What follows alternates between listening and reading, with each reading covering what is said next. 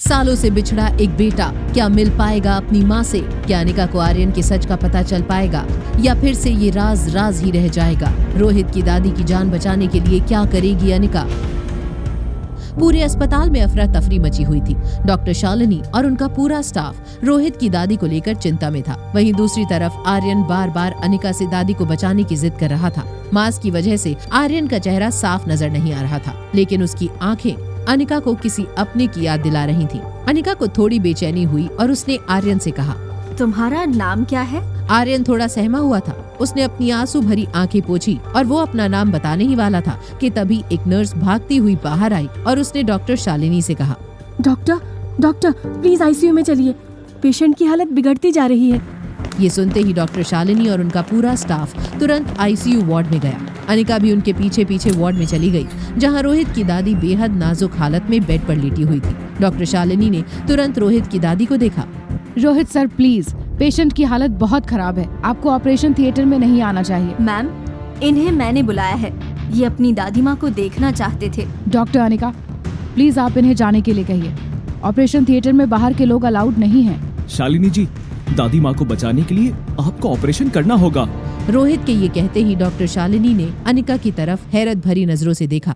Rohit patient का पोता तो था ही और साथ ही साथ हॉस्पिटल का ट्रस्टी भी, इसीलिए रोहित की बात का मान रखते हुए, मिस्टर मारवा, दादी माँ की कंडीशन बहुत कॉम्प्लिकेटेड है। अगर इस वक्त उनका ऑपरेशन किया तो 70% चांसेस हैं कि ये ऑपरेशन फेल हो जाए। मुझे प्रॉब्लम नहीं, सोल्यूशन बताइए। आपके पास दादी को बचाने का कोई और तरीका है?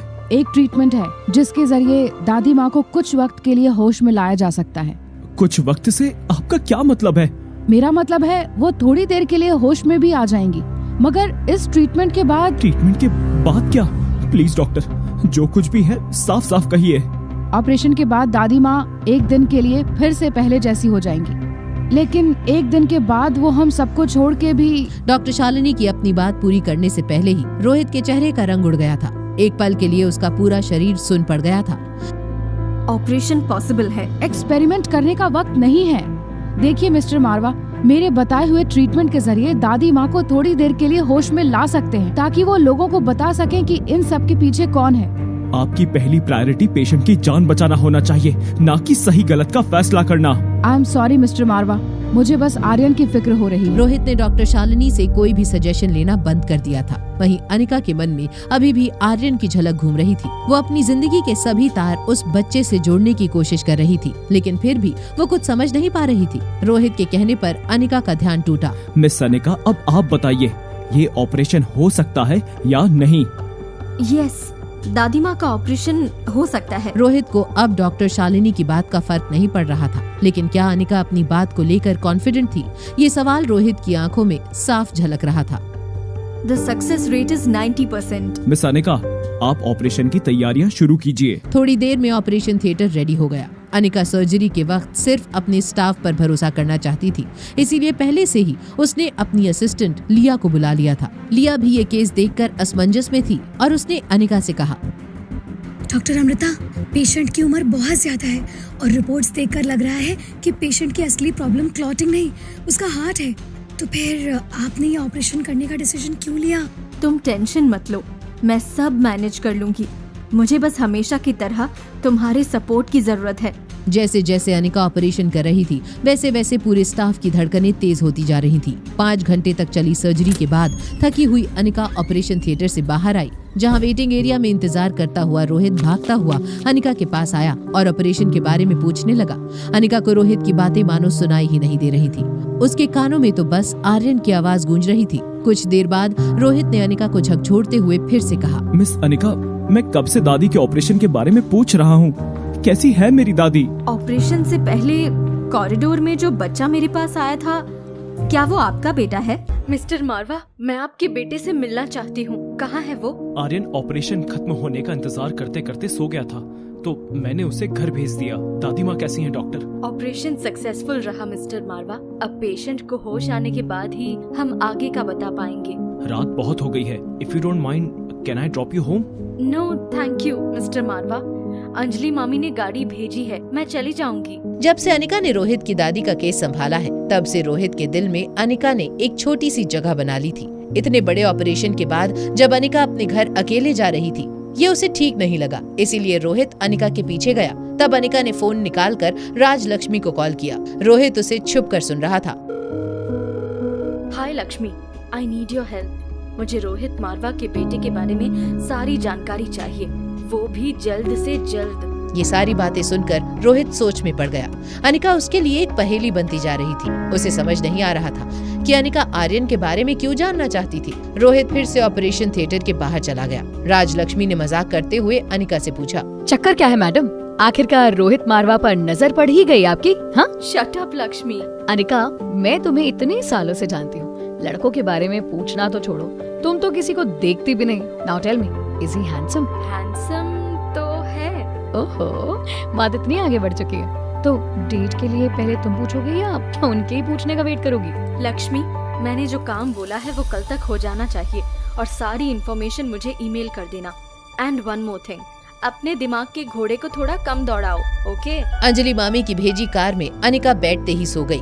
मल्होत्रा मैंशन के बाहर पहुंचते ही जैसे ही अनिका को ड्राइवर ने नींद से उठाया, एक नौकर ने कार का गेट खोला और अनिका कार से उतर गई। अनिका को मल्होत्रा मैंशन में एंटर करते ही लगा कि सब वहां उसका पहले से ही इंतजार कर रहे थे। तभी व्हील चेयर पर बैठी एक ओल्ड लेडी ने कहा, अंजलि, अनिका आ गई क्या? जी मम्मी जी, अनिका आ गई है। व्हील चेयर पर बैठी ओल्ड लेडी देख नहीं सकती थी, लेकिन वो अनिका के आने से बहुत खुश थी। एक तरफ अंजलि मामी उनका हाथ पकड़कर बैठी थी, तो दूसरी तरफ एकदम अंजलि मामी जैसी दिखने वाली उनकी 20 साल की बेटी श्वेता खड़ी थी। दादी माँ के चेहरे पर खुशी देखकर उसने कहा, दादी माँ, अनिका एकदम स्वाति बुआ जैसी लगती है। ऐसा लग रहा है कि वो तस्वीर से बाहर आ गई हो। जैसे तुम तो पहले बुआ से मिल चुके हो, है ना श्वेता? क्या फर्क पड़ता है अगर मैं स्वाति बुआ से नहीं मिली मम्मा?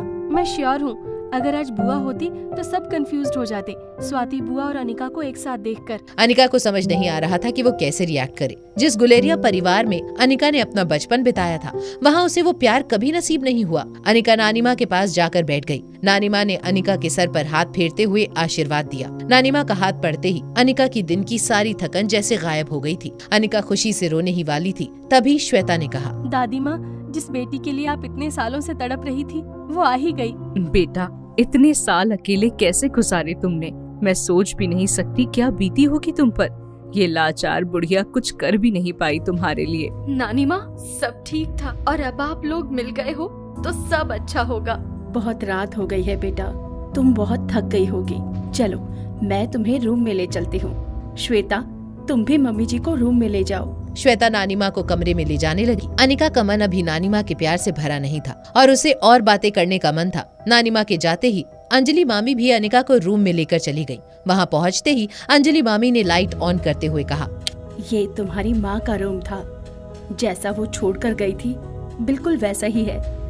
मुझे लगा तुम यहाँ रहोगी तो तुम्हें अच्छा लगेगा। थैंक यू मामी। रिया बहुत प्यारी बच्ची है, जब से आई है सब उसके साथ बातें करते हैं और खेलते हैं। थोड़ी देर पहले ही मैंने रिया को सुला दिया, तुम थक गई होंगी ना?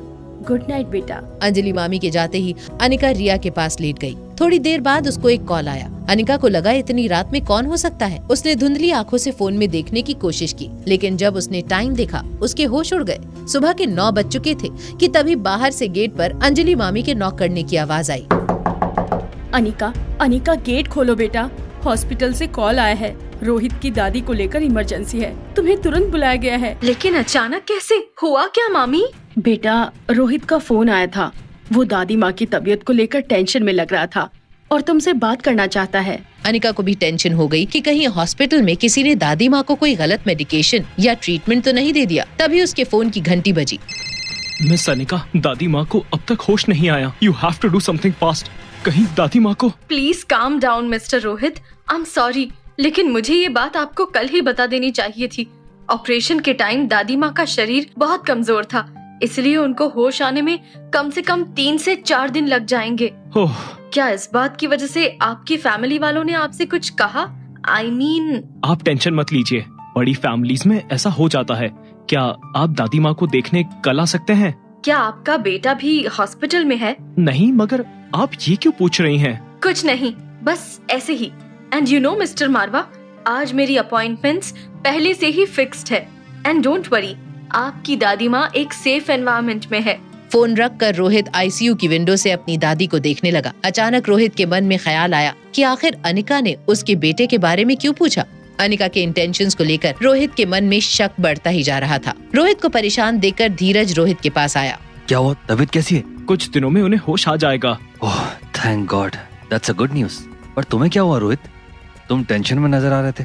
रोहित की उलझनों में इजाफा लगातार जारी था। पहले दादी और अब अनिका का यूं बार बार आर्यन के बारे में पूछना। धीरज, कोई 20 से 25 साल की लड़की अगर आर्यन के नजदीक आना चाहती है तो उसका क्या मतलब हो सकता है? मतलब साफ है, वो लड़की तुमसे शादी करके आर्यन की सौतेली माँ बनना चाहती है।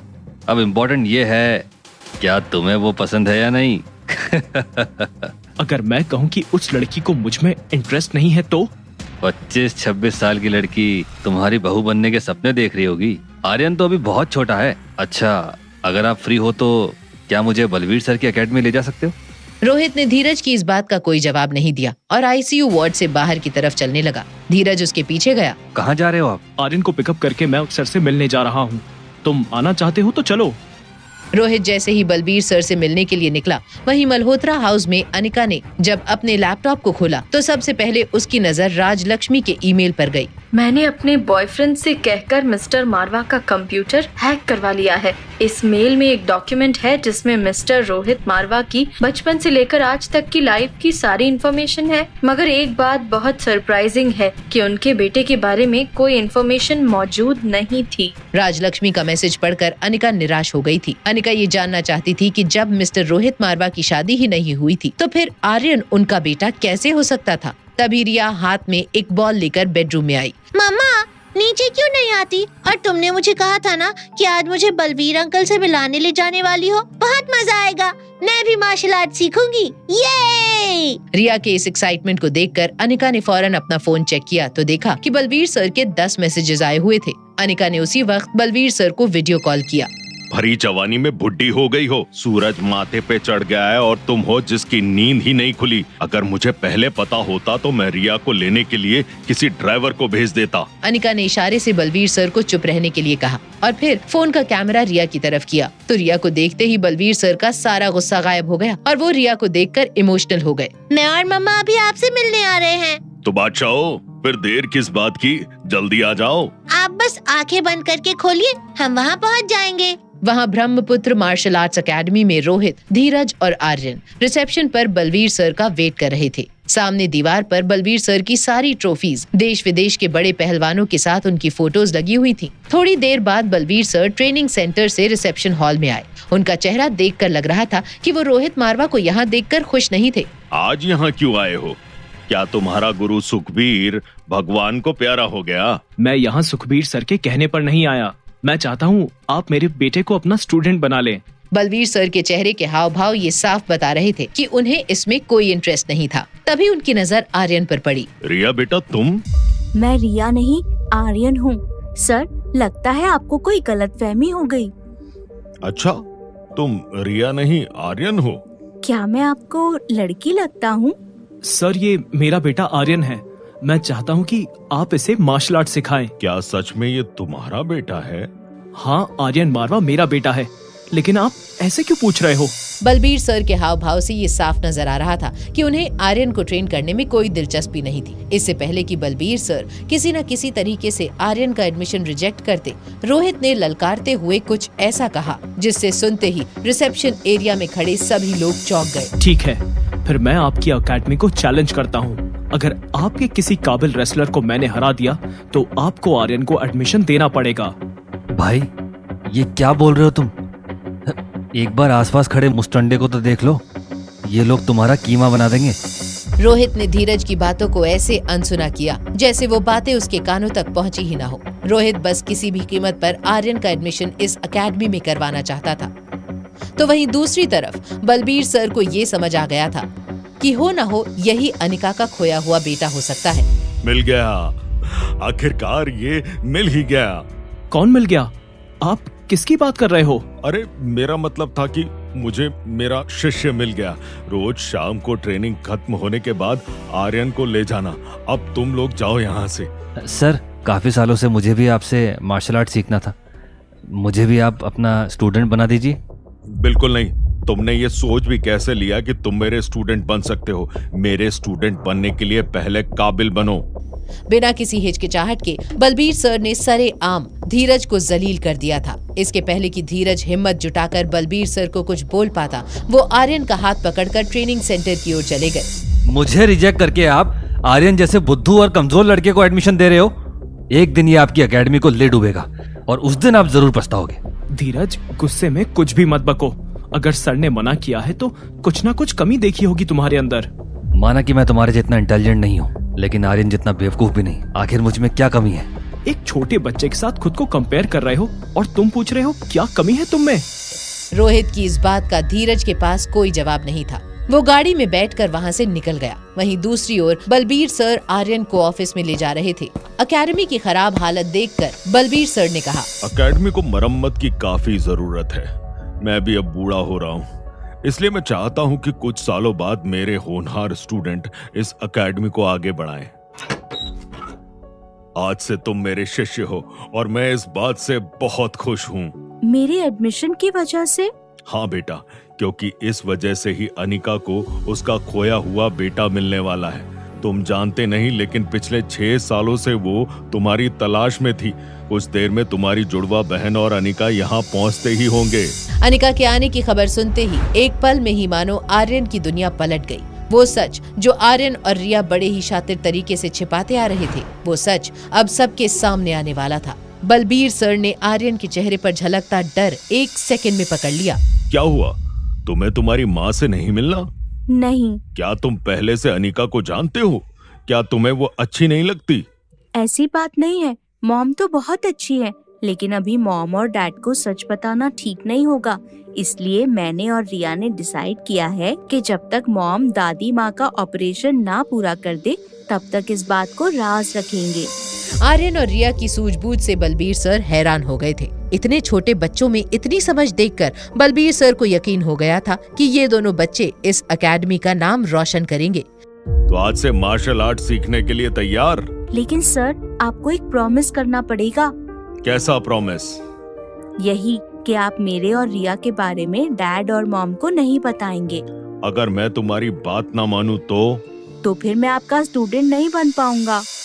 इसके पहले कि बलबीर सर और आर्यन किसी नतीजे पर पहुंच पाते, उन दोनों को रूम के बाहर किसी की हलचल की आवाज आई। दोनों हैरानी से दरवाजे की ओर देखने लगे। बलबीर अंकल, कहाँ हो आप? मेरे आने की खबर सुनकर क्या आप छुप गए? रिया?